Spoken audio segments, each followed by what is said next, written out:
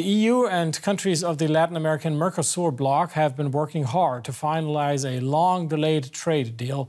Resolving the long-stalled EU-Mercosur deal was supposed to be a highlight of the summit in Brussels, the first in 8 years, but leaders from the EU and the community of Latin American and Caribbean states could not bridge their differences over an environmental spat with Brazil and Argentina, and also how to respond to Russia's war in Ukraine.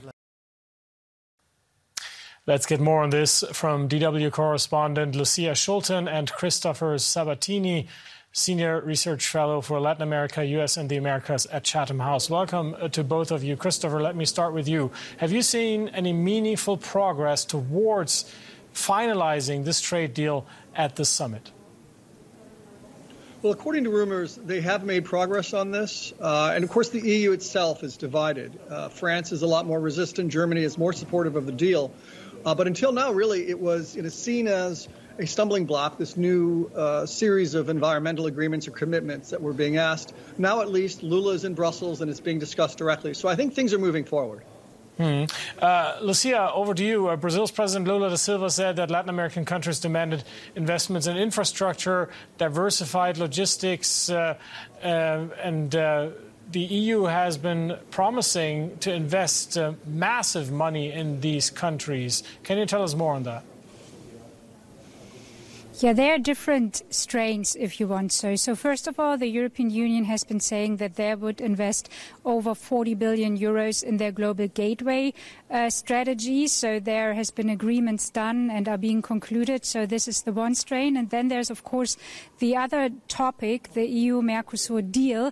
And as we've just heard, that there seemed to have been some progress, at least the wording has changed. Here, a lot of leaders have said that they really would like to see this being finalized by the end of the year. Also, the Brazilian President Lula has said it could be finalized by the end of the year, and that it would open up new horizons. The Dutch Prime Minister Mark Rutte said he's cautiously optimistic that this will happen. His country has been one of the countries that has been very skeptic against this trade deal. So this is still a work in progress, but it seems to be moving for the EU-Mercosur deal. And Lucia, speaking of work in progress, Ireland voiced opposition to the pending trade accord without new provisions on climate protection and deforestation.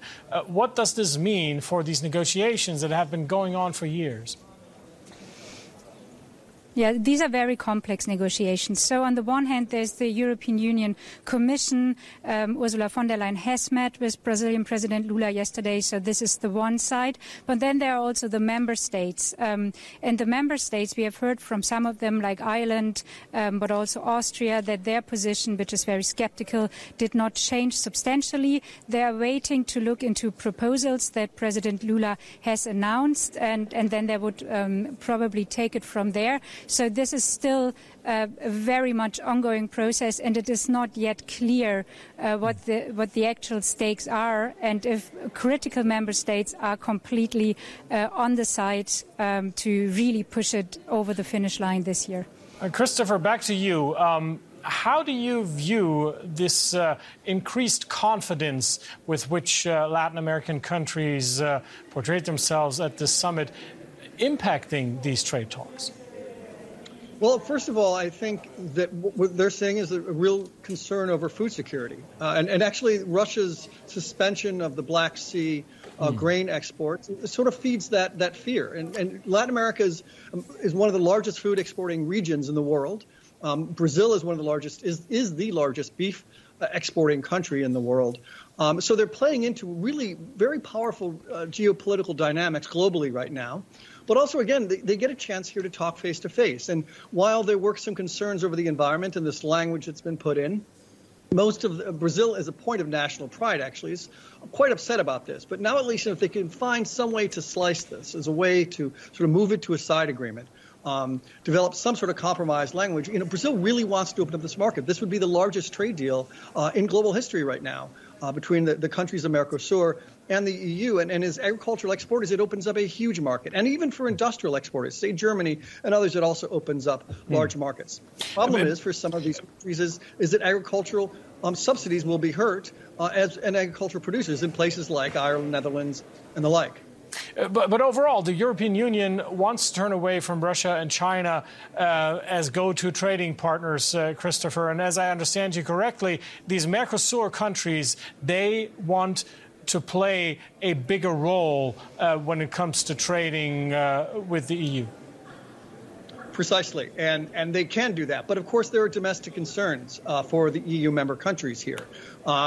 Protected farmers that are enjoying subsidies, they'll now suddenly have their markets threatened, as well as there are legitimate environmental concerns. Not so much under Lula, in which deforestation declined by 38% since he was inaugurated January 1st, but under his predecessor, Jair Bolsonaro, we saw deforestation spike. So there are real concerns about the climate impact of farming and the preservation of the Amazon in particular, although other areas as well in Amazon, in Argentina and Paraguay, on the environment. Christopher Sabatini of Chatham House and DW correspondent Lucia Schulten, thanks to both of you.